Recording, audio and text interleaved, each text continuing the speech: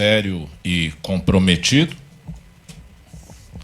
numa instrução realmente difícil. Quero observar que a logística do tribunal foi perfeita, senti-me completamente bem atendido, agradecer aos terceirizados, ao pessoal da segurança, oficiais de justiça que acompanharam testemunhas e acusados durante esse longo período de julgamento. Quero agradecer também à imprensa do tribunal e a todos os jornalistas que realizaram a cobertura desse caso tão emblemático, ao meu gabinete, às partes, Ministério Público, assistentes de acusação, defensores, cada um na defesa de suas pretensões exerceu com muita força e com muito vigor as suas incumbências. Não é um caso trivial e, portanto, foram muito colaborativos também, sobretudo no ensejo crucial da votação na sala secreta, permitindo que chegássemos aí 10 dias depois à prolação de sentença nesse horário. Os jurados exemplares, fantásticos, quase que impossível agradecer o envolvimento que tiveram, o comprometimento, a seriedade nesse dever cívico que, entretanto, nesse caso é tão sacrificado. Ficaram longe de suas famílias, não recebem nada por isso, com uma pressão significativa, dada a importância de tudo. Aos familiares das vítimas não dedicarei palavras, dediquei-lhes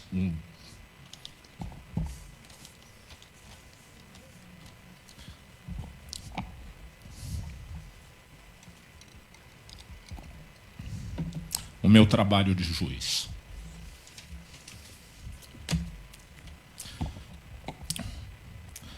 A sentença é longa e, portanto, não vou ler inteira, acho que é desnecessário. Vou fazer algumas referências, mas ela será juntada ao processo, é pública. Digo, o caminho percorrido até aqui revelou variados percalços, mas concluído o julgamento pelo júri, colhe-se agora o ensejo para a prolação da decisão, com a qual se fixam as penas e dão-se as demais diretrizes. Na conformidade da votação realizada pelo Conselho de Sentença, declaro condenados os réus Elissandro, Mauro, Marcelo e Luciano, e, como corolário do veredito, passo a aplicação das penas. E tenho uma breve nota sobre as dificuldades inerentes do caso da Boate Kiss e da necessidade que proclamo, porque é um caso de expressão nacional, de que reflitamos sobre o tribunal do júri. Há diagnósticos realizados acerca da demora dos julgamentos, decorrentes de causas estruturais e que demandam efetivamente mudanças legislativas. E aponto que, por exemplo, suplantar-se a possibilidade de recurso da pronúncia prestaria relevância ao júri, convocando com mais presteza ao cumprimento de sua missão constitucional. E, se suspeitamos, para muitos a assertiva pode parecer chocante, nunca se pode deixar de anotar a perplexidade com a realização de julgamentos ocorridos muitas vezes há quase uma década. E digo, o direito, e sobretudo o direito penal, não há de voltar os olhos apenas àquele que delinquiu, senão que lhe cabe a finalidade de ajustar as expectativas da comunidade, evitando frustrações e descréditos que afetam a confiança no sistema da justiça. Para ingressar propriamente o campo da fixação das penas, é imperioso dar-se destaque à circunstância de que, no caso, desde sempre, a imputação versou o designado dolo eventual. Para a conclusão que se tirará, cumpre sobre isso fazer-se algumas considerações. E aqui trato de questões doutrinárias que são realmente desnecessárias de ler nesse momento, fazendo referência a temas que, inclusive, foram debatidos em plenário, mencionando que a ausência de oposição interna do autor frente à lesão do bem jurídico, quando essa lesão afigura-se possível, já encaminha o dolo eventual.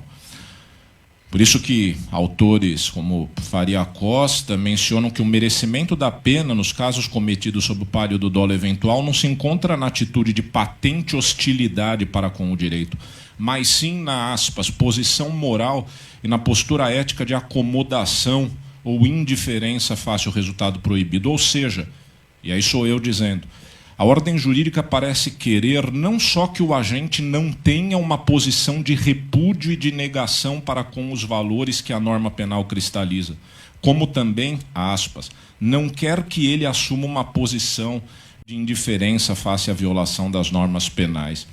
Assim é que a ordem jurídica, ao fazer com que a indiferença axiológica se equipare à própria assumida negação de valores, dá conta de que, e vejam o que diz, o viver em comunidade não pode ser só o andarilhar nas suas margens, mas tem de ser também o mergulhar nas suas raízes. E aí sigo com referências que realmente dispenso para concluir que, apesar de tratarmos de dolo eventual, este, como tal, foi intenso, e isso repercutirá no nível da aplicação da pena. E aí digo, a intuição primeira que se poderia extrair de um cotejo entre o dolo direto e o dolo eventual apontaria para um juízo mais desfavorável do primeiro, ou seja, o dolo direto em relação ao segundo, isto é, o dolo eventual. O dolo direto parece mais grave. O objetivo agora é o de afastar esse entendimento, assinalando que no nível da punição não há nada que determine ou estimule a cogitação de que o dolo direto é, só por si, necessariamente mais grave do que o dolo eventual. Primeiro, por uma razão normativa.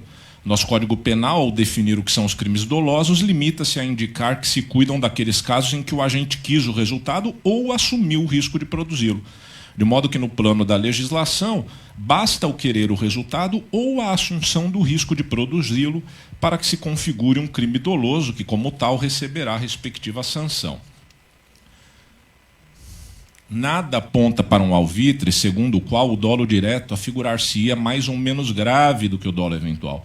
E num caso como o presente, é preciso referir que se está diante da morte de 242 pessoas.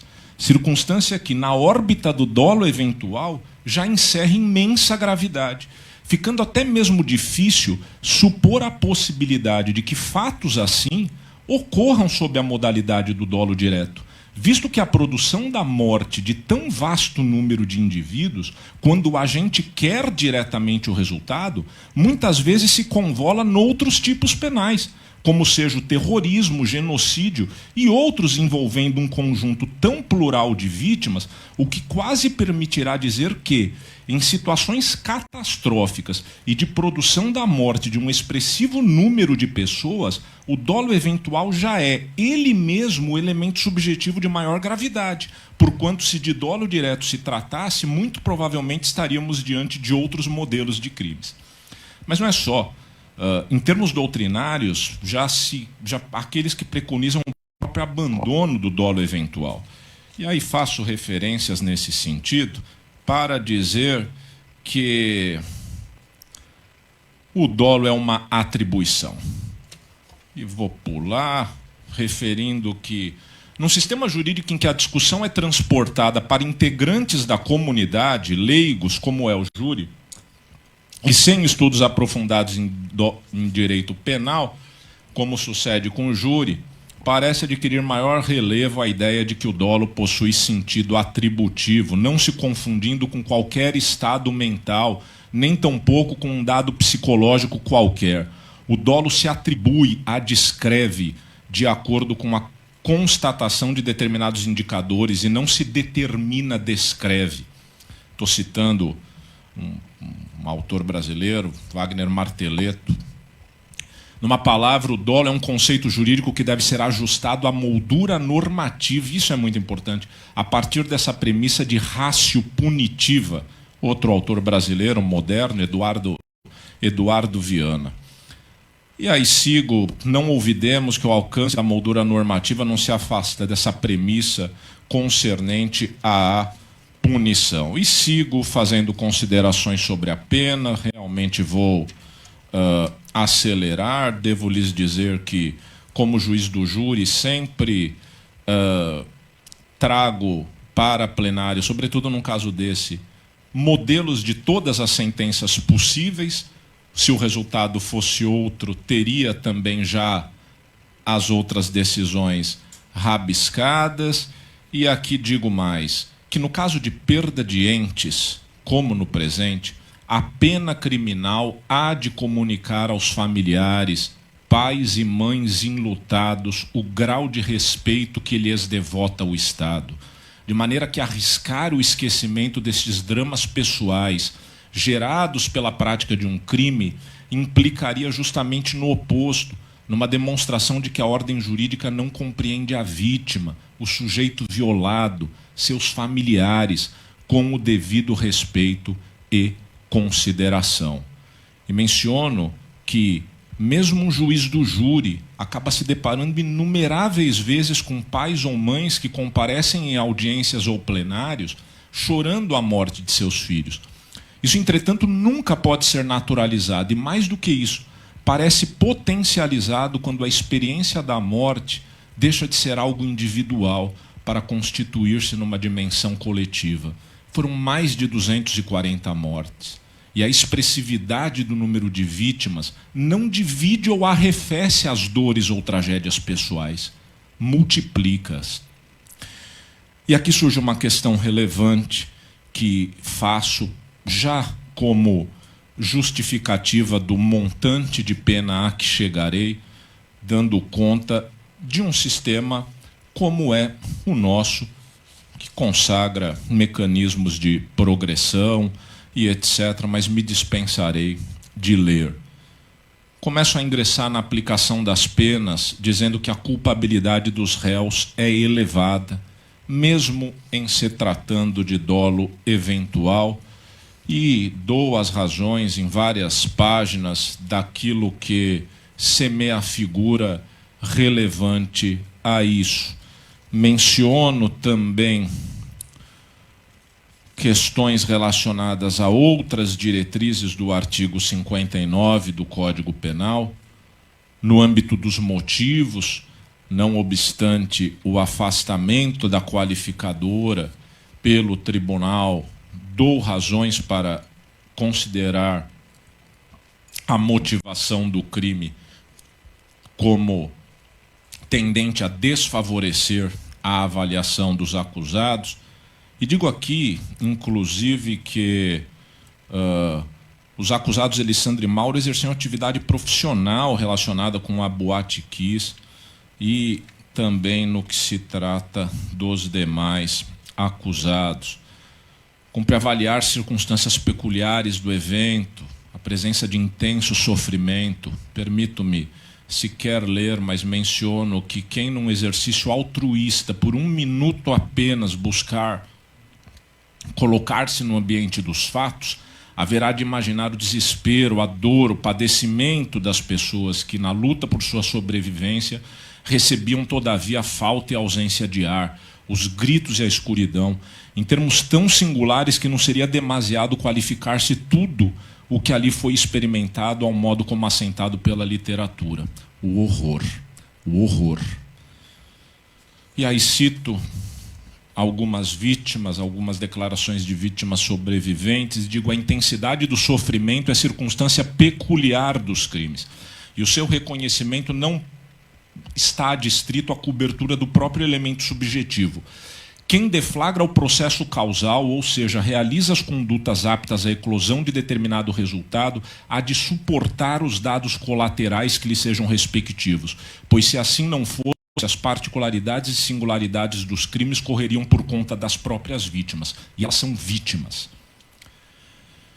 Menciono aqui o livro de Daniela Arbex, falo sobre a idade dos mortos, na sua grande maioria pessoas na faixa de seus 20 e poucos anos.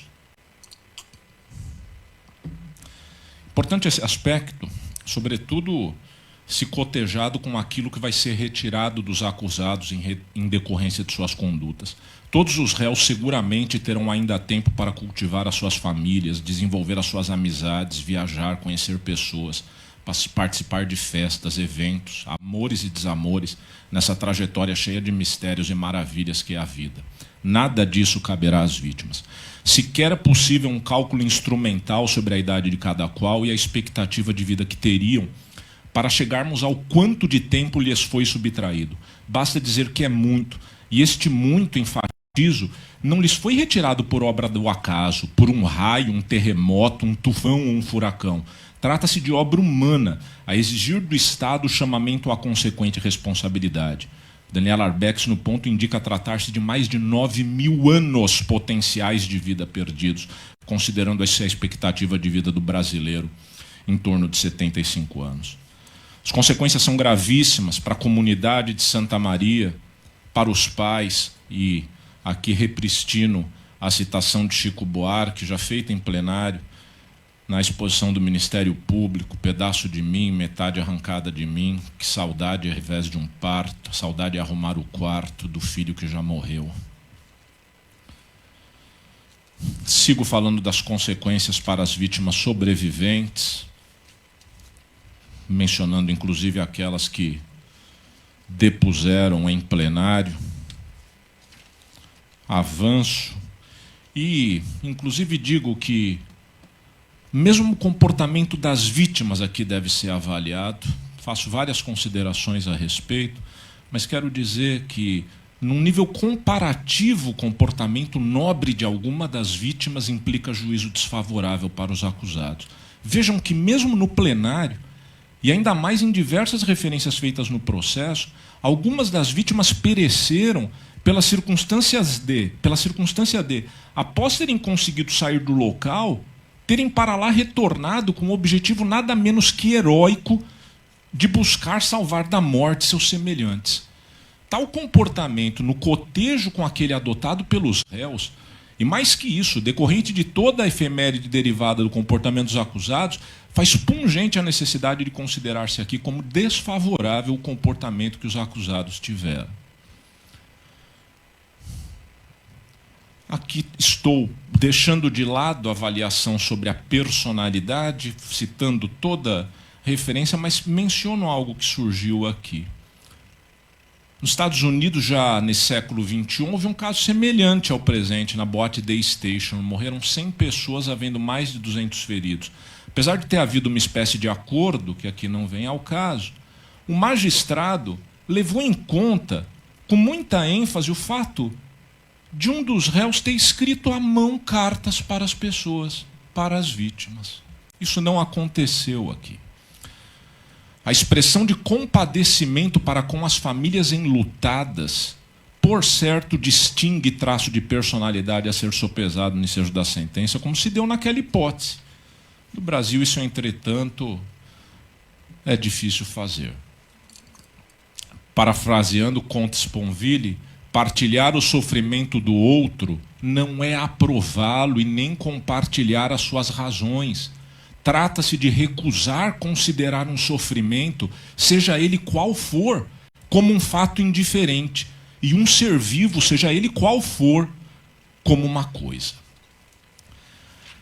Avanço fazendo referências a critérios que muitas vezes são adotados no sentido da jurisprudência, à guisa de cálculos matemáticos que refuto para a aplicação da pena, e me encaminho, agora já peço, se os acusados estiverem aqui, por favor, que se aproximem, para que eu me encaminhe. Portanto, de tudo quanto foi avaliado, e tomando-se em linha de conta as próprias funções da pena, em sua dimensão de retribuição e prevenção, afigura-se-me que a pena base do réu Elisandro, considerada a maior expressividade de sua atuação na boate, a revelar culpabilidade mais exacerbada, há de ser fixada em 15 anos de reclusão, acusado Mauro 13, Marcelo e Luciano 12. As diversas tentativas de homicídio aqui eu as aprecio e aplico penas similares, fazendo a redução respectiva e depois digo: nós temos 242 imputações de homicídio, 636 de tentativas de homicídio, tudo no âmbito do concurso formal. E aí digo: os crimes aqui versados, homicídios e tentativas de homicídio, foram cometidos inequivocamente sob o palio do concurso formal, de modo que se aplica apenas a pena mais grave, com o acréscimo previsto na lei, e aí chego, sem mais delongas, às penas definitivas.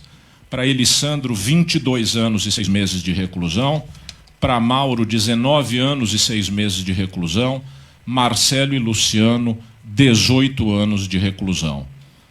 Notem que, num sistema de execução das penas como o brasileiro, não se está a estabelecer nenhuma demasia, sendo a condenação por crimes que não ostentam a designação de qualificados, com 16 ou 25% das penas, consoante o entendimento a ser adotado nos juízes de execuções, tendo em conta a questão do elemento violência, haverá a possibilidade de progressão de regime.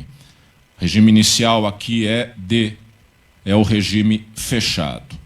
E aí faço algumas considerações que, no sentido de que, fixadas as penas de cada qual dos réus, surge um tema singular no ponto artigo 492, inciso 1 do Código de Processo Penal, que aponta que, no caso de condenação a pena igual ou superior a 15 anos, determina-se a execução provisória das penas. Faço várias considerações a respeito de um entendimento que sempre ostentei nesse sentido, sobretudo quando da decisão de pronúncia houve recurso pela defesa. Uma vez que mantida a remessa do réu a plenário, intuitivamente revelou presentes os indícios de autoria, de sorte que, com a condenação e já sendo firme o juízo do tribunal sobre esses mesmos indícios, tanto que mantida a pronúncia, pelo mérito, especula-se, nenhum recurso ensejará provimento. O contrário desvirtua a lógica.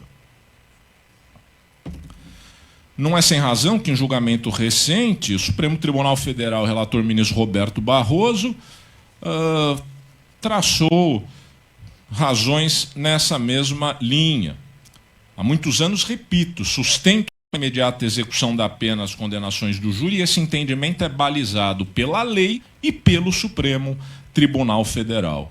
Digo mais, que nesses casos, em se tratando de tribunal popular, isso implica mensagem para a vítima, para os seus familiares, que está relacionado às providências correlatas ao julgamento.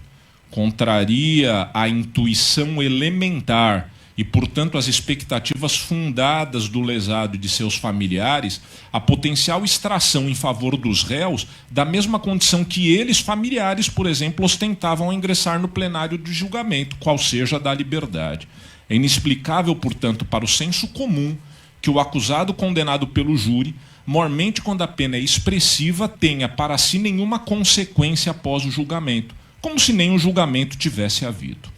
Isso para não dizer, enfim, aí cito outras razões, faço referências a outros entendimentos e, me encaminhando para a conclusão, menciono justamente que no Supremo Tribunal Federal essa matéria está sendo discutida, há 2 votos favoráveis na linha do que estou dizendo, o ministro Roberto Barroso e o ministro Dias Toffoli, um dos quais diz: nos casos de crimes dolosos contra a vida, mais notadamente nos de homicídio, a celeridade da resposta penal é indispensável. Eis o quadro. Em suma, desde sempre, este subscritor entendeu pela execuibilidade das decisões do júri, máxime já tendo havido o desprovimento de recurso da pronúncia. 2. A lei expressa viabilizando a execução da condenação superior a 15 anos, como na espécie nos casos do júri. Mas, Há precedente do Supremo Tribunal Federal nesse sentido, e na discussão mais recente em RE, dois votos favoráveis à tese já foram proferidos, constituindo a essa altura maioria. O que se presume é a constitucionalidade das leis e não o inverso. Portanto, em síntese, os réus estão condenados e a pena definitiva de cada um deles é 22 anos e 6 meses de reclusão para Elisandro, 19 anos e 6 meses de reclusão para Mauro, Marcelo e Luciano, 18 anos de reclusão. Eu estou decretando a prisão dos 4, pedindo que se observe a dispensabilidade de algema e que eles sejam conduzidos com toda dignidade.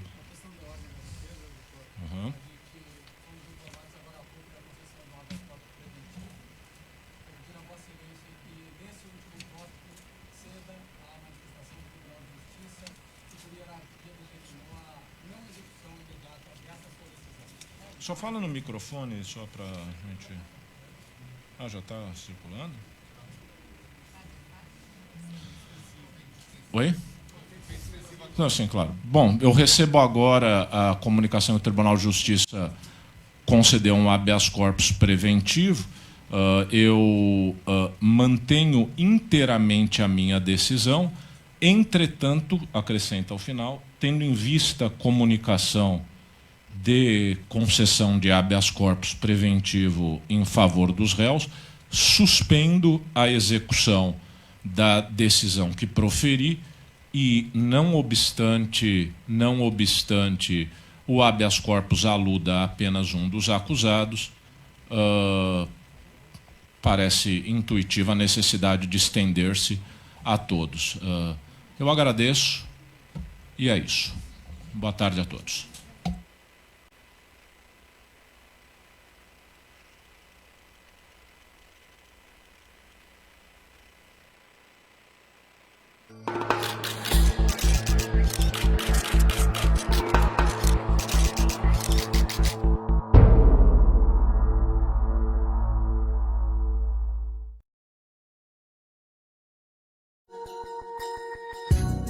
A Clínica Inana é uma clínica de biomedicina estética e bioortomolecular, onde você encontra procedimentos e tratamentos minimamente invasivos, como toxina botulínica, preenchimentos, volumizadores, assim como tratamentos associados a bioortomolecular e ativos bioortomoleculares, melhorando a qualidade de vida.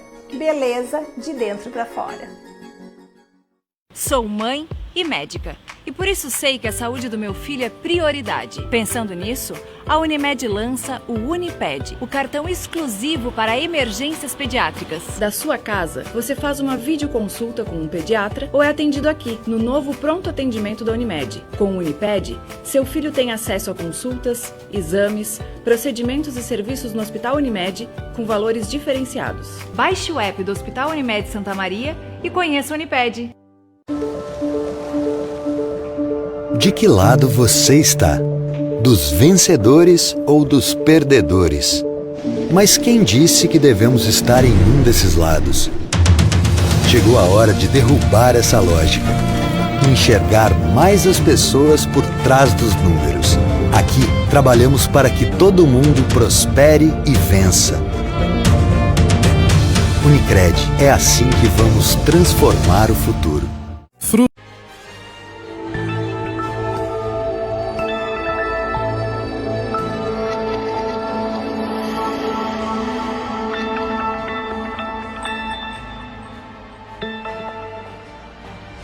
Jornal do Diário. Oferecimento.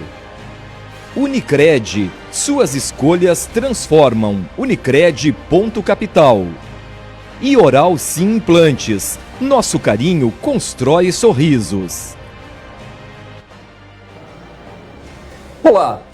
Na edição do Jornal do Diário de hoje, você vai ver: Após 10 dias de julgamento do caso Kiss em Porto Alegre, sentença dos réus é anunciada pelo juiz Orlando Facini Neto. Foram condenados os 2 ex-sócios da Boate Kiss, Elisandro Spor e Mauro Hoffman. E também os 2 integrantes da banda gurizada fandangueira, Luciano Bonilha Leão e Marcelo de Jesus dos Santos. E veja também, na tenda da vigília em Santa Maria, sobreviventes e familiares de vítimas e a comunidade acompanham a reta final do júri. Estes e outros assuntos você acompanha aqui no JD em 15 segundos.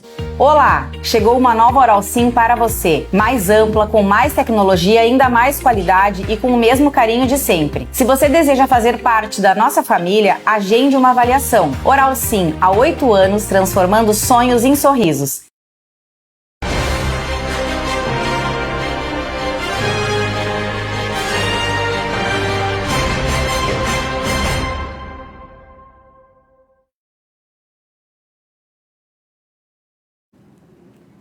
Nós começamos esta edição do Jornal do Diário desta sexta-feira falando do julgamento do caso Kiss. Você estava acompanhando através da programação da TV Diário a condenação, então, dos 4 réus no julgamento, e nós estamos ao vivo aqui com a advogada, a Débora Evangelista, para entender um pouco mais como que foi essa condenação. O que aconteceu, né? Débora, prazer em tê-la conosco, Débora ao vivo aqui conosco. O que tu pode, qual a avaliação que se pode fazer neste momento da decisão, né? Agora há pouco tomada pelo juiz, a sentença, portanto, foi anunciada. O que tu pode nos dizer, Débora? Bem-vinda ao JD.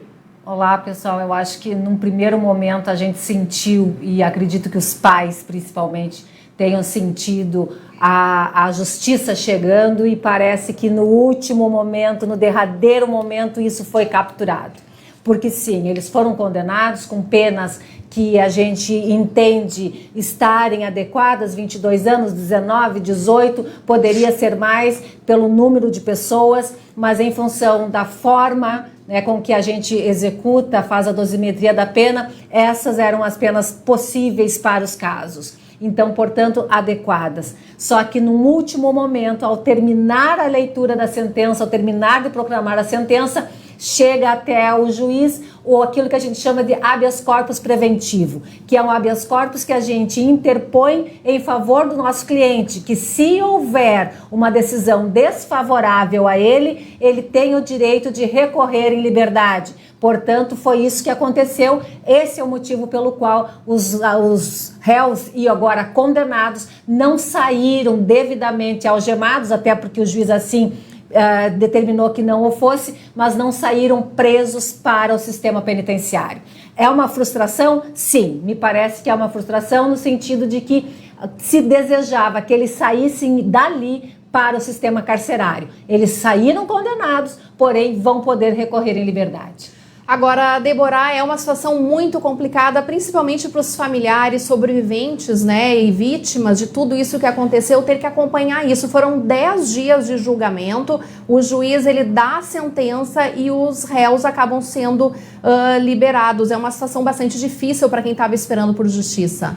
É uma situação difícil e é uma situação talvez até constrangedora para quem promove justiça. Entretanto, para nós que trabalhamos dentro do sistema, para a gente que conhece o sistema de justiça, os recursos eles são possíveis, eles existem. O habeas corpus é um instituto, é um remédio jurídico que ele pode ser usado e a gente pode lançar mão dele sempre. E foi isso, diante de uma decisão desfavorável, a defesa, e aqui a gente não teve ao tempo ainda de verificar, porque na verdade é o habeas corpus de um dos réus que o doutor Facim estendeu a todos os demais. Então foi um deles que entrou com um habeas corpus preventivo para que, se condenados pudesse recorrer em liberdade, não fosse preso diretamente ou automaticamente.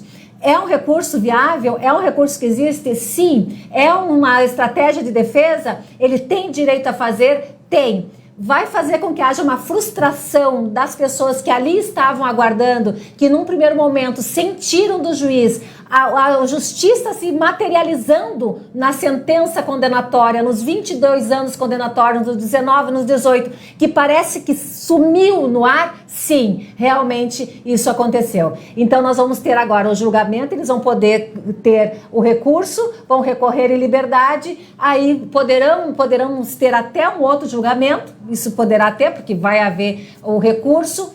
E pois aí Débora, desculpa te interromper, mas até para a gente entender um pouco melhor, eles vão agora recorrer, né? E quanto tempo, mais ou menos, isso tudo vai levar? Bom, aí agora nós vamos ver qual é a forma de recurso que eles, quais são os argumentos que eles vão utilizar, se tem alguma nulidade, o que aconteceu para que haja o recurso. Sim, nós podemos aí ter mais 5 anos, talvez, de andamento dentro do sistema judiciário, sim, podemos. Quando eu dizia assim, olha, é um momento importante, é um momento importante, é um momento definitivo que nós vamos ter a justiça realizada, talvez não fosse. Débora, e se for mantida a condenação, daqui a quanto tempo, né, eles podem ser presos? Daqui a 5 anos? Como é que funciona? Eles sairiam já presos, né, de lá. E como se dá esse processo dessa chegada desse habeas corpus imediatamente nas mãos do juiz? Esse processo de habeas corpus, eles já encaminharam esse habeas corpus há tempo atrás, né? Dentro desses 10 dias, conforme estava correndo o processo, conforme corria o tribunal do júri, já se preparava, tanto que ele é preventivo, né? Não é depois da sentença foi entregue, mas ele já estava preparado. E sim, nós podemos ter aí 3, 4 anos, sim, podemos ter 3, 4 anos, 5 anos, né? Poderá ser mais rápido, se eles fossem presos, né, o recurso seria mais rápido, mas assim, dessa forma não é. E nós não temos uma previsão efetiva para dizer, olha, o cumprimento dessa sentença vai acontecer daqui a 1 ano. Não tem. Agora, Débora, a gente vai encerrando a tua participação, mas antes disso, isso já era uma situação previsível? Já vocês que são da área, né, que estudam muito e estão por dentro disso, era uma situação que poderia realmente acontecer? Poderia acontecer, era uma previsão, a gente sabia que os recursos iriam acontecer, a forma com que a gente tenta, e aí é da defesa. Eu gostaria muito que as nossas pessoas que acompanham a CDN, que acompanham o diário, né, as vítimas, é natural, isso faz parte do trabalho da advocacia, os recursos, e defender o seu cliente até o último momento. Diante de uma decisão desfavorável, o que tem que se fazer primeiro? Tentar garantir a liberdade. O habeas corpus garantiu essa liberdade. Agora se tem tempo para tentar trabalhar essa condenação. Tá bem, então a Débora Evangelista, advogada, nos ajudando a entender, nos trazendo essas informações muito importantes neste momento, então, que saiu a condenação dos 4 réus do júri do tão esperado julgamento do caso Kiss, e no finalzinho ali da sentença, um habeas corpus, então, dá essa decisão que os réus acabam, então, saindo em liberdade. Kellen, só é importante, vamos só reforçar aí para a nossa audiência a pena, né, que tu tens aí, que nós anotamos direitinho, pro Elissandro, 22 anos. Seriam 22 anos e 6 meses, o Mauro, 19 anos e 6 meses, o Marcelo e o Luciano, então, 18 anos. Esse foi o resultado do júri, do julgamento, mas que esse habeas corpus acabou, então, não finalizando o julgamento. Débora, o juiz poderia não ter aceito, como para nós que somos leigos, né, poderia não ter aceito ou não teria como? A decisão realmente teria que ser essa, de aceitar o habeas corpus? Exatamente, o juiz não tinha opção naquele momento, ele tinha que receber o habeas corpus e cumprir o habeas corpus, que é a mantença da liberdade dos condenados. Tá bem, então Débora Evangelista nos trazendo essas informações, muito obrigada pela sua participação, e nós com certeza vamos estar repercutindo toda essa movimentação hoje em Porto Alegre. No próximo bloco a gente volta então com informações ao vivo de Porto Alegre e também a repercussão aqui na nossa cidade diante dessa decisão do julgamento do júri que aconteceu agora há pouco. Nós vamos então para o intervalo e em seguida nós voltamos com essa edição do Jornal do Diário.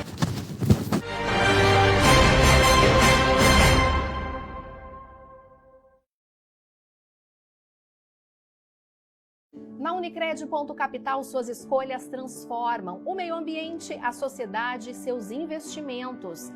São diversas formas de participar e contribuir para um mundo mais sustentável.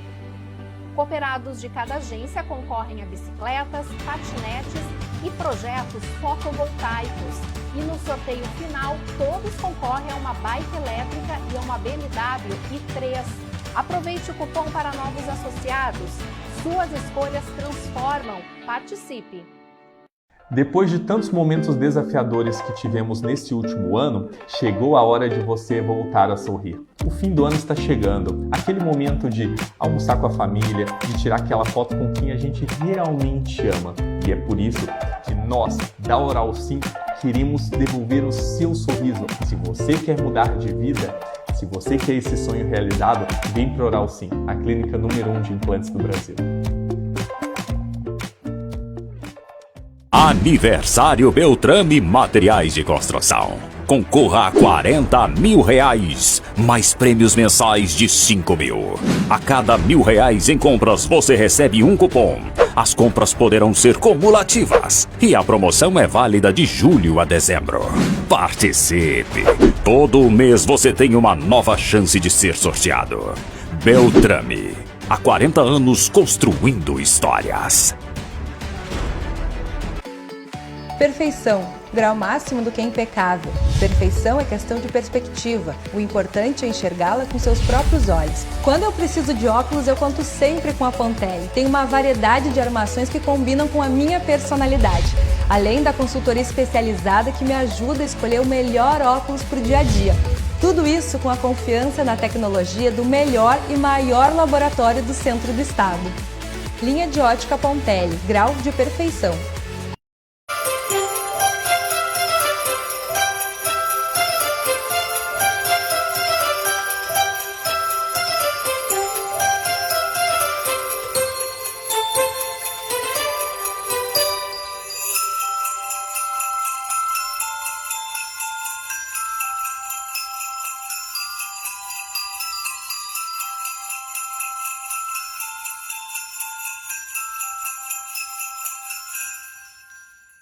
Adote uma cartinha e juntos vamos fazer o Natal com mais amor. Coca-Cola Sem Açúcar e Prefeitura de Santa Maria apresentam Amigo Secreto de Natal. São 22 entidades participantes e mais de 2.000 pedidos. Adote uma cartinha e entregue o presente na sede dos patrocinadores até o dia 11 de dezembro. Realização Diário. Patrocínio Eni Calçados e Fundação Eni. Unimed, Elegância Center Shopping, Sicredi e Livraria da Mente. Sou mãe e médica. E por isso sei que a saúde do meu filho é prioridade. Pensando nisso, a Unimed lança o Uniped, o cartão exclusivo para emergências pediátricas. Da sua casa, você faz uma videoconsulta com um pediatra ou é atendido aqui, no novo pronto atendimento da Unimed. Com o Uniped, seu filho tem acesso a consultas, exames, procedimentos e serviços no Hospital Unimed com valores diferenciados. Baixe o app do Hospital Unimed Santa Maria e conheça o Uniped.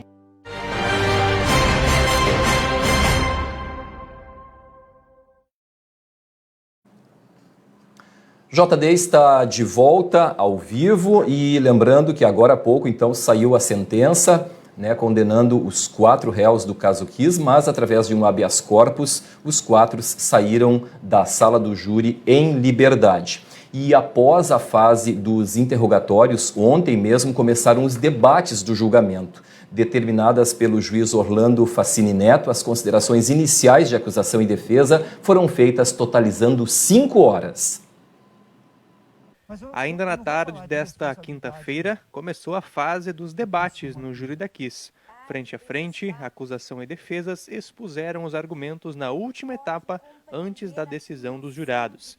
A primeira parte, de 2 horas e 30 minutos, foi destinada ao Ministério Público e aos assistentes de acusação.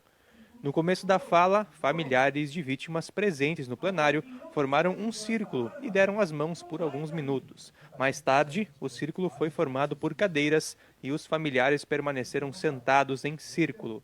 O MP sustentou a tese de dolo eventual dos 4 acusados, que é quando se assume o risco de matar. Nós precisamos dizer que incendiar uma boate lotada de gente é crime de homicídio doloso. Porque isso vai proteger, daqui para frente, os nossos filhos, as nossas filhas. Eu não quero meu filho entrando numa boate para nunca mais sair.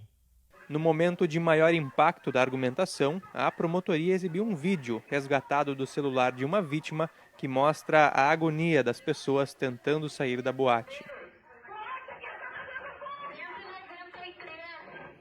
Os senhores estão aqui para mostrar que as coisas não podem acontecer de novo. Nós estamos aqui para mostrar ao mundo, para a história do mundo, que as coisas não podem se repetir. Na sequência, cada defesa teve direito a 40 minutos para expor a própria tese. O primeiro a falar foi Jader Marques, advogado de defesa de Elisandro Spor. Jader falou não querer a absolvição de Elisandro.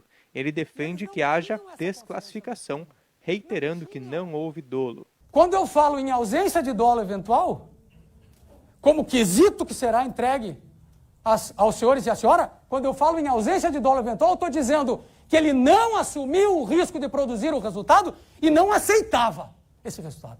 Para haver dolo é preciso haver consciência. E eles não tinham essa consciência da espuma. Não tinham. A defesa exibiu um vídeo em que o advogado conversa com Flávio Silva, presidente da Associação dos Familiares de Vítimas e Sobreviventes da Tragédia de Santa Maria. O advogado também dirigiu parte da fala aos familiares. Gente que teve aí dentro, fotografou, fez tudo e deixou funcionar. E com certeza, o senhor pode ter certeza de uma coisa, se depender de nós, todos eles vão estar sentados no banco dos réus. A gente tentou, seu Flávio. Eu vim até aqui.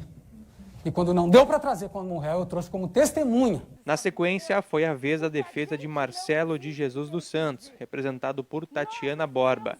Ela argumentou pela desclassificação do dolo eventual e buscou atribuir a responsabilidade da tragédia aos órgãos públicos. Ah, mas por que não avisaram? Ah, mas por que não falaram? Chame a culpa e a responsabilidade dos senhores. Os órgãos públicos estão aí, a gente elege eles para isso. A gente elege eles para isso. É para nós cuidar. É para nos dar segurança. E não para vir aqui se eximir perante vocês. A defesa também apresentou mensagens tidas como psicografadas de vítimas do incêndio. Os textos foram apresentados em um áudio e foram retirados do livro Nossa Nova Caminhada, publicado em 2014. A ficha ainda não caiu por completo e o mês de janeiro ainda está vivo em minha memória. A defesa de Mauro Hoffmann no debate foi feita por dois advogados, Mário Cipriani e Bruno Seligman. Ambos não pouparam críticas ao MP e buscaram isentar Mauro de qualquer responsabilidade. Os advogados pediram absolvição por ausência de autoria. Também foi reconhecido pelo Kiko que o Mauro não participava de nada, mas também não participava das questões relativas à contratação e designação de shows, como isso ia acontecer. É evidente que ele tinha um interesse do ponto de vista contábil e financeiro, esse é do negócio, mas isso é muito diferente de dizer que ele tomava parte nas decisões. E não tem essa prova. E não tem, e não haverá, porque não existe. A defesa citou outros casos emblemáticos que também resultaram em denúncias por crimes culposos, como o incêndio na República Cromagnon, na Argentina, para solicitar a desqualificação do dolo eventual. A defesa de Luciano Bonilha Leão foi a última a falar, com os advogados Gustavo Nagelstein, Jean Severo e Antônio Prestes do Nascimento. Foi a defesa com participação mais efusiva. Severo chegou a rasgar folhas e jogar o livro do promotor Davi Medina no chão. Familiares deixaram o plenário durante a fala. A defesa pediu a absolvição de Luciano como o caminho para o reconhecimento de que o sistema é falho e para que novas tragédias não aconteçam. E olha o que eu estou fazendo. Eu estou fazendo justiça nesse processo. Olha quem está sentadinho no banco dos réus aqui. Olha aqui. Prefeitura, bombeiros e o MP. Estão sentados nos bancos dos réus também. Passa a tua dor para mim. Eu preciso da tua dor. Para que esse jurado, esse sábio jurado entenda que aqui trata-se de um inocente. E nós vamos agora até Porto Alegre com as imagens do Tribunal de Justiça. A gente vai acompanhar então os pais das vítimas e sobreviventes da tragédia. Agora há pouco eles formaram um círculo em volta ali do plenário, todos muito emocionados. O Ministério Público estava ali com eles, inclusive a promotora que esteve à frente deste caso. A Lúcia Helena Calegari. Abraçando os familiares. A gente nota então as pessoas muito emocionadas neste momento, depois então do resultado desse julgamento de 10 dias que aconteceu na capital dos gaúchos. O Flávio Silva dando entrevistas, falando então sobre essa decisão. A gente acompanha toda a imprensa mobilizada então nesses momentos após a decisão então do julgamento dos 4 réus do caso Kiss. Há pouco também o juiz, a gente acompanha imagens agora há pouco então que a gente recebeu da nossa equipe de reportagem de Porto Alegre. Dr. Orlando Facini Neto cumprimentando o Flávio Silva, sempre muito atuante, né, à frente dos familiares do caso Kiss, e a gente acompanha esses momentos e a gente vai trazendo então todas as informações para você que está acompanhando a nossa programação. A gente nota os familiares muito emocionados. Essas são agora imagens ao vivo do que está acontecendo lá em Porto Alegre, então as pessoas dando entrevistas, a imprensa bem mobilizada ali acompanhando. Agora há pouco os familiares estavam num círculo. Novamente todos de mãos dadas, né, que ela em um círculo, a exemplo do que aconteceu, né, ontem, anteontem, enfim, sempre todos unidos, né, nessa luta que já durava quase 9 anos, né. Então nós seguimos acompanhando ali imagens ao vivo neste momento, né, bastante pessoas ali envolvidas, imprensa, como a Kellen falou, os familiares ainda por ali, recebendo abraços, recebendo o carinho de todas as pessoas. Uma decisão que sem dúvida não era esperada, né, pelos familiares que comemoraram e ficaram até satisfeitos com os números, né, e resultado desse julgamento, mas logo após, no finalzinho da sentença, um habeas corpus, então, foi solicitado. Os advogados de defesa entraram. Este é o momento, então, que a gente está trazendo eles ali reunidos. Todos de mãos dadas. Todos de mãos dadas, logo após, então, a sentença. Nós continuamos aqui com o Jornal do Diário, trazendo, então, alguns momentos que antecederam o julgamento, né, esse dia final e muito decisivo e importante, então, do julgamento do caso Kiss, porque após a fase dos interrogatórios, ontem mesmo começaram os debates do julgamento, determinadas pelo juiz Orlando Facini Neto. As considerações iniciais de acusação e defesa foram feitas totalizando 5 horas. E desde a noite de ontem, as 4 defesas dos réus e a acusação participaram dos debates finais do júri. Houve ainda tempo para réplica e tréplica. Esta foi a fase final do julgamento que você acompanha a partir de agora.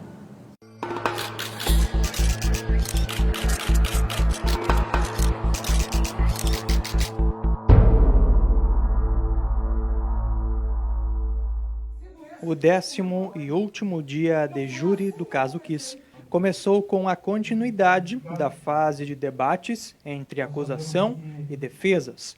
Cada parte teve 2 horas para expor os últimos argumentos antes da votação dos jurados. Na réplica, pela manhã, o Ministério Público buscou rebater os argumentos usados pelas defesas na noite anterior. O que houve aqui foi um ataque ao Ministério Público, um ataque aos bombeiros, um ataque... Vamos admitir que tenham agido negligentemente, argumentando um tanto, mas mesmo que tenham agido com displicência, isto não isenta de culpa os réus. Os promotores voltaram a sustentar a tese do dolo eventual. No fim, já perto do meio-dia, a promotoria exibiu o vídeo mais forte do júri. As imagens mostravam os corpos espalhados pela boate no dia da tragédia. O vídeo mais difícil de todos. Esse vídeo me fez mal, eu comecei a vomitar quando eu vi. Essa mãe, entendeu? Esse vídeo me fez passar muito mal quando eu vi a primeira vez. Eu senti minha alma, parece que tinha saído do corpo. Porque eu já conhecia bastante do processo.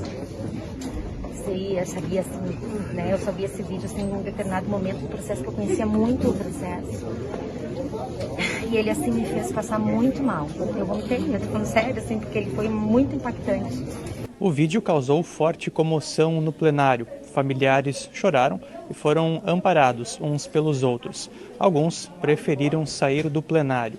Uma das mães reconheceu o corpo da filha entre as vítimas. E eu vou dizer sempre para a promotora, mostra que a gente quer que vejam o que fizeram com nossos filhos. Vejam por que a minha filha aparece lá e ela vai aparecer sempre em todas essas filmagens que vocês fizerem. E vocês mostrem, eu quero que vocês mostrem. Mostrem para essas pragas nunca mais fazerem isso com ninguém. Após intervalo para o almoço, coube à defesa de Marcelo de Jesus dos Santos iniciar a fase das tréplicas. Tatiana Borsa criticou a acusação e reiterou que o réu representado por ela não teve intenção pelo que aconteceu. Ela voltou a afirmar o pedido pela absolvição. Por que a versão do Marcelo não pode ser aceita? Ele estava lá dentro. Ele estava com um artefato pirotécnico na mão. E ele poderia muito bem ter dito assim, ó, não estava, porque não tem foto dele com material pirotécnico. E ele não. Desde o primeiro momento o Marcelo assumiu isso. Eu estava. Eu não sabia que não podia usar. Em seguida, entrou em ação a defesa de Mauro Hoffman. Os advogados Mário Cipriani e Bruno Seligman sustentaram que o réu não praticou ação criminosa na tragédia. Erraram na acusação. Isso não representa a ausência de responsabilidade das pessoas, de muitas. Mas responsabilidade tem a ver com atos que levaram ao resultado por imprudência, por negligência, por imperícia, por várias pessoas. Eu até preferia, se fosse o caso, que o Mauro tivesse alguma conduta imputada a ele. Olha, o Mauro fez isso. E aí eu poderia tentar demonstrar, e certamente demonstraria, por que ele fez isso. Mas quando eu não tenho esse elemento, a nossa dificuldade é ainda maior. Depois falou Jean Severo, advogado de defesa de Luciano Bonilha Leão. No dia anterior, ele protagonizou discussões durante os debates. Mais uma vez, ele trouxe argumentos de forma efusiva e pediu a absolvição do réu. Na tese da defesa, órgãos públicos também deveriam ser responsabilizados. Não estou pedindo um milagre.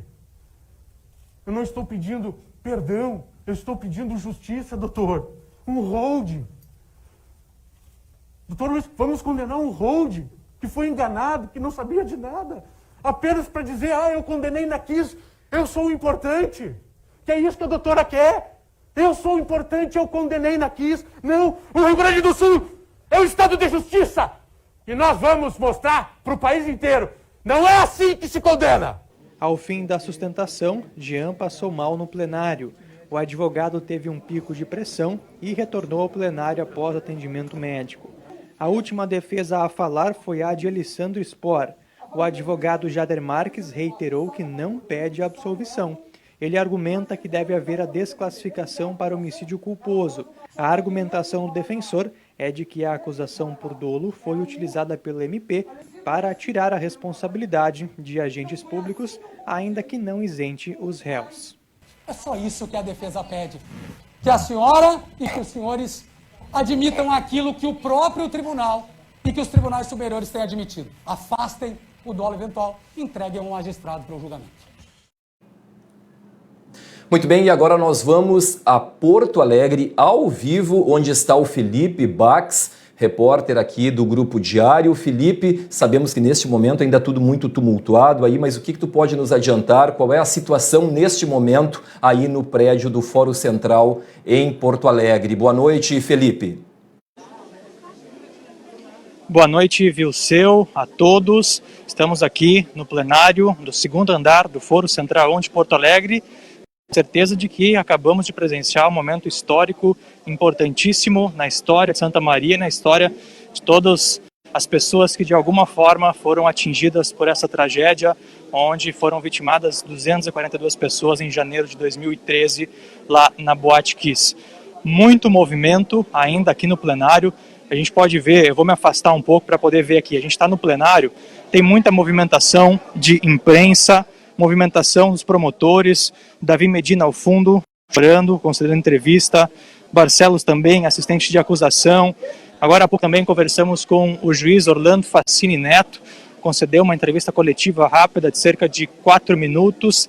Ele disse que sim, a justiça foi feita, a justiça dos jurados foi feita, em resumo, muitas outras palavras também, elogiou todo o processo, inclusive o juiz Orlando Fassini Neto saiu lá das salas dos fundos, veio até o plenário para cumprimentar familiares, cumprimentou emocionado o juiz também, o Flávio Silva, presidente da Associação dos Familiares de Vítimas dessa tragédia.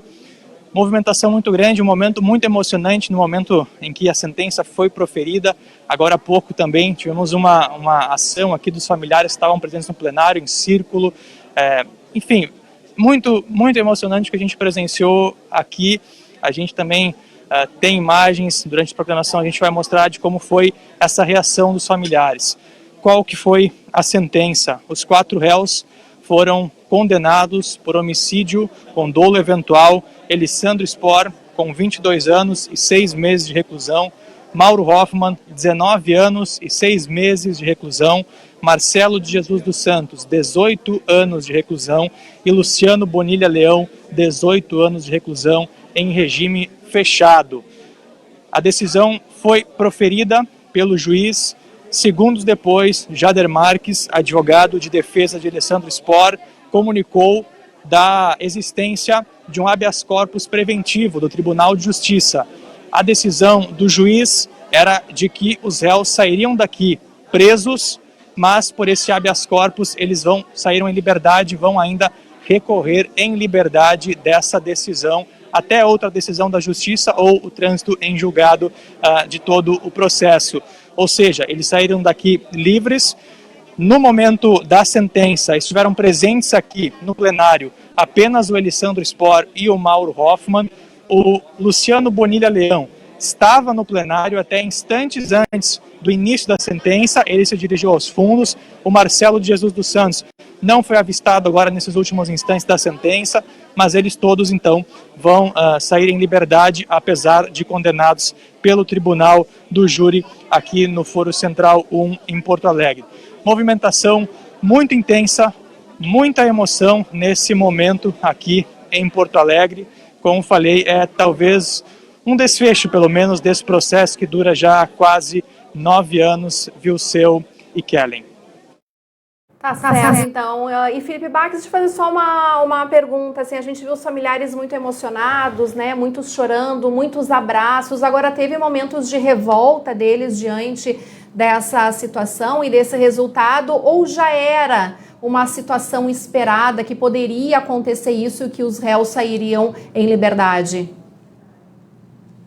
Esse habeas corpus, Kellen, ele pegou realmente todos de surpresa. Jornalistas, quem estava no plenário. Naquele momento, antes do habeas corpus, já estava definido, havia sido proferido pelo juiz de que os réus estavam condenados e sairiam presos. O próprio juiz Orlando Fassini Neto foi surpreendido por essa decisão. Claro que existe contrariedade, a gente conseguiu observar contrariedade aqui com os familiares, mas nesse momento muita emoção. Aqui, ó, a gente está com a promotora Lúcia Helena Calegari. Por favor, promotora, pode se aproximar aqui, por favor. Vamos conversar com ela ao vivo. Só vou pedir para a senhora se aproximar, doutora. Aí, virando aqui em direção à câmera. Doutora, ao vivo para a TV Diário, Santa Maria, a comunidade provavelmente mais atingida por essa tragédia. Uma palavra para essa comunidade que acabou assistindo de longe a todo esse júri. Por favor, uma palavra para Santa Maria. Na verdade, assim, a minha palavra é que eu me dediquei muito a tudo isso. Eu sei que o ideal é que esse julgamento tivesse acontecido lá em Santa Maria merecia isso. Mas pelo menos a gente está fazendo esse julgamento uma única vez. Eu me dediquei muito, eu fiz todo o meu possível. Esse resultado é fruto de muito trabalho, muita dedicação. E eu espero, assim, sinceramente, que Santa Maria não seja mais conhecida como a Santa Maria da Botkiss, mas sim a Santa Maria que vai ensinar a todas as próximas gerações e ao mundo que fatos como esse nunca se repitam. que nós precisamos ter cuidados, que as pessoas não podem achar que são donas do mundo e que podem fazer o que quiserem e que há impunidade. Hoje nós estamos num julgamento histórico. Santa Maria está aqui representada em Porto Alegre, num julgamento histórico. Sofrimento, sofrimento, sofrimento, dor, dor, dor. O juiz, quando lia a sua sentença, falava assim, o horror, o horror, o horror. Eu sofri todo esse horror estudando esse processo. Eu sofri muito, chorei muito. Eu chorei com Santa Maria. Na época, um pouco. Mas eu não conhecia nenhuma das pessoas que morreram. Hoje eu conheço várias dessas mães. Eu conheço hoje várias dessas vítimas. Para tentar entrar dentro desse processo, eu tentei ao máximo possível conhecer as famílias. A dor deles é minha dor. O sofrimento deles é meu sofrimento. E o que os meus olhos viram jamais vai se apagar da minha mente. Eu vi imagens nesse processo que eu nunca imaginei que eu ia ver, apesar de toda a minha experiência na área criminal e de todos os anos que eu trabalho na área do júri. Eram cenas de guerra. E essas cenas não podiam ficar impunes. E hoje nós mostramos que elas não ficaram. Promotora, só sobre a decisão do habeas corpus preventivo, pegou de surpresa o Ministério Público e o que comentar sobre essa decisão? Na verdade, eu digo o seguinte, nós estávamos num processo que estávamos discutindo responsabilidades. Responsabilidades porque as pessoas não se preocupavam com os outros nas suas formas de agir. E nós tivemos mais uma forma do pensar dos réus, era a hora deles se recolherem, de se submeterem à decisão do povo. De mostrarem, bom, o povo diz que nós somos responsáveis, nós vamos nos submeter. Lamento de ver que eles, todos esses anos passados, continuam sem assumir as suas responsabilidades, mesmo quando o povo diz que eles têm que assumir. Fico muito triste de ver que nada mudou. Era a hora deles se recolherem, começarem a cumprir, mas não o fizeram. Eu acho que a fato deles entrarem com esse habeas mostra aquilo que a gente já sabia e que sempre se anunciou. Nunca se preocuparam com ninguém, apenas com eles próprios. Tá certo. Promotora, muito obrigado pela participação. Promotora Lúcia Helena Calegari, que atuou no caso Kiss, no júri, conversou agora com a gente, com a TV Diário. A palavra também para os santamarienses que nos assistem. Kellen Wilseu. Ok, Felipe, muito obrigado pelas informações. Felipe Bax, ao vivo, direto de Porto Alegre, repercutindo, né, esses momentos após, e, portanto, a divulgação da sentença, né, da pena aí dos 4 réus, os 2 ex-donos da boate e também os ex-integrantes da banda gurizada fandangueira, Kellen. E nós vamos agora retomar, aconteceu agora há pouco, né, os familiares logo após receberem então a sentença e o resultado do julgamento, eles se reuniram no plenário. A gente vai acompanhar então essas imagens e os momentos então logo após do que o doutor Orlando Facini, o juiz Orlando Facini Neto, deu a sentença, e a gente acompanha como que foi então esses momentos de muita emoção, muitos familiares, sobreviventes acompanhando.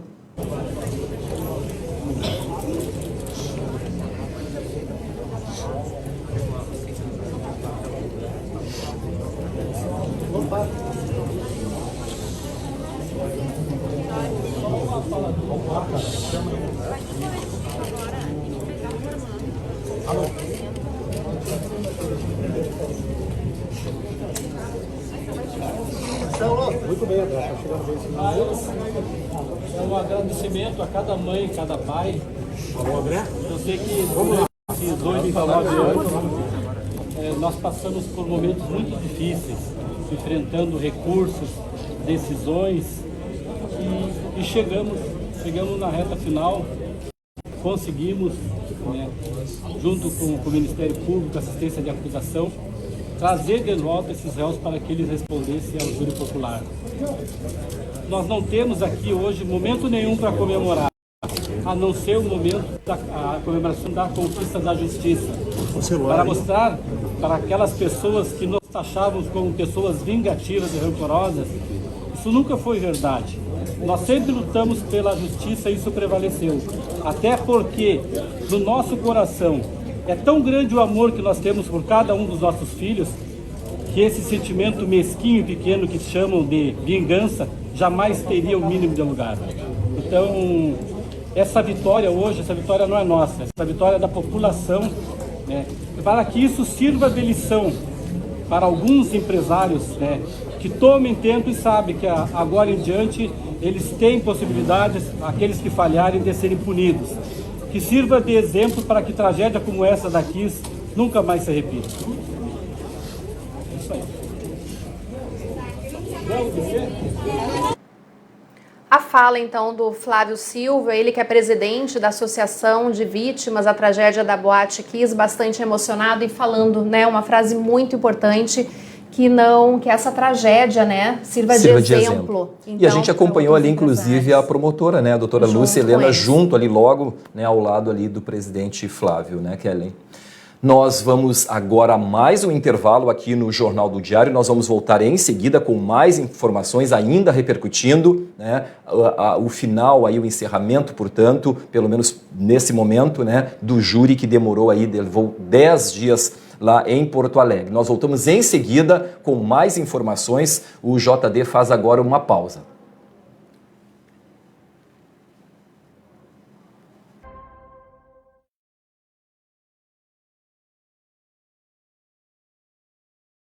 O meio ambiente, a sociedade e seus investimentos.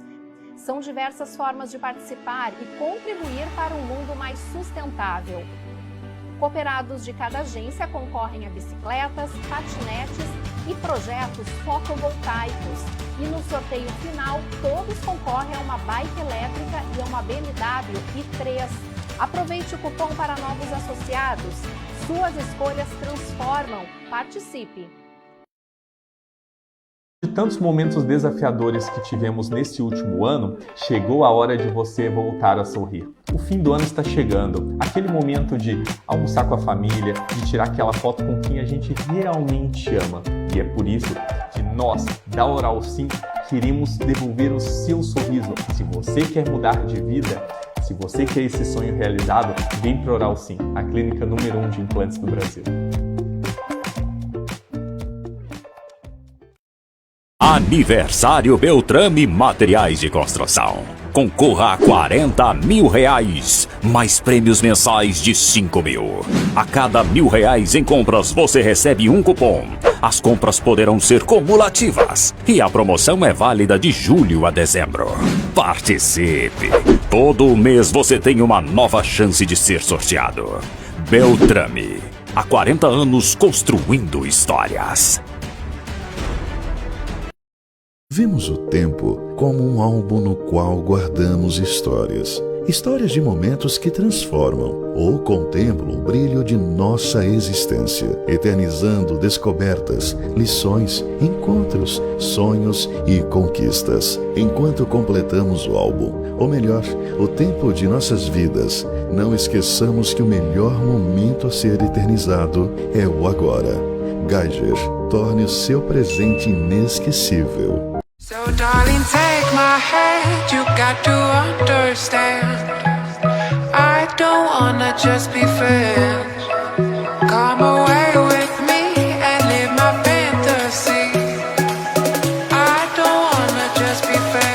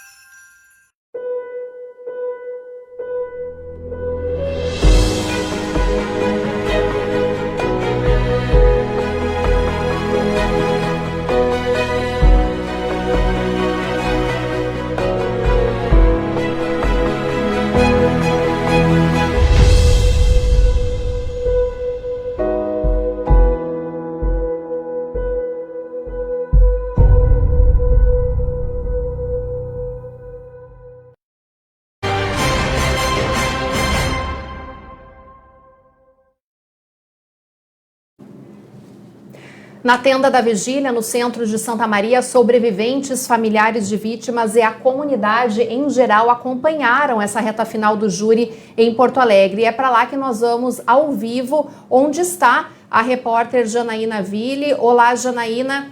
Como que a sentença dos réus foi recebida pelas pessoas que estiveram na praça e que ainda acompanham toda essa movimentação por aí? Boa noite para você. Esse dia eu devo dizer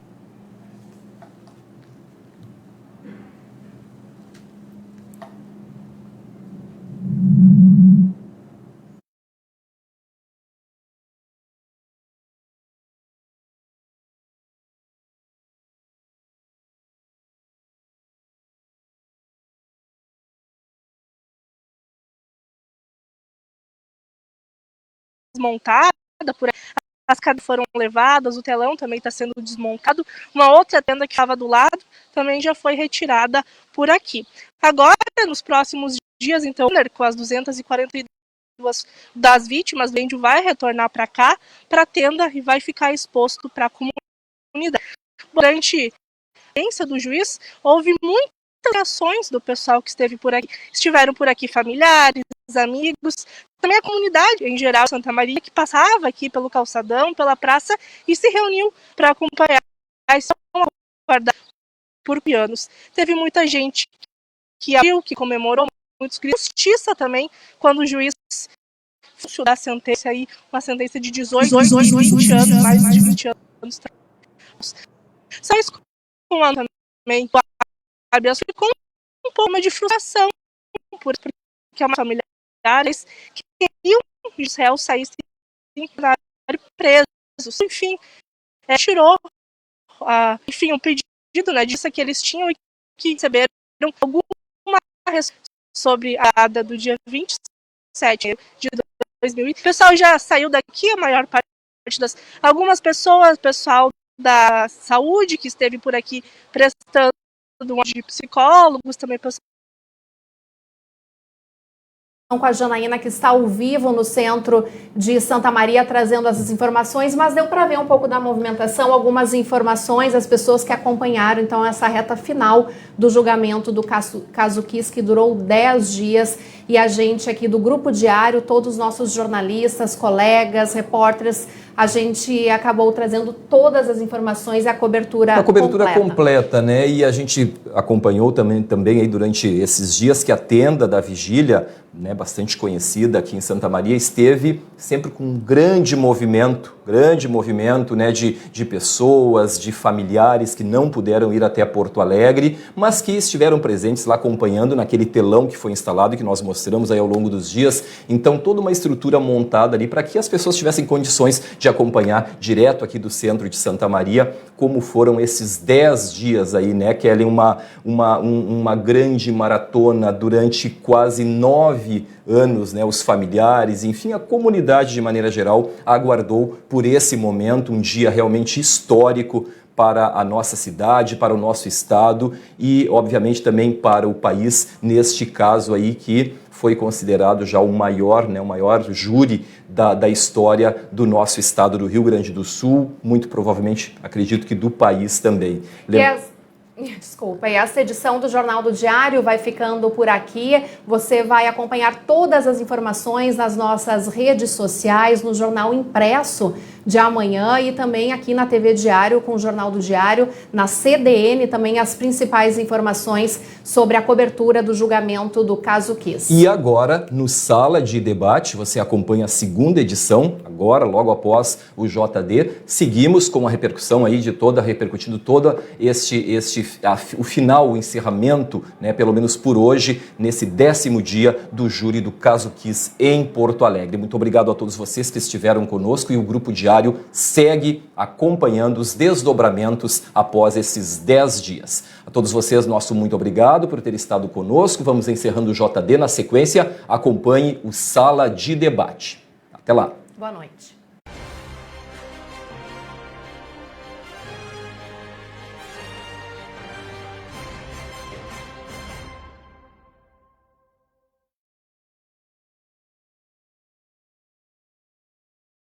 Jornal do Diário. Oferecimento. Unicred, suas escolhas transformam. Unicred.capital. E Oral Sim Implantes, nosso carinho constrói sorrisos.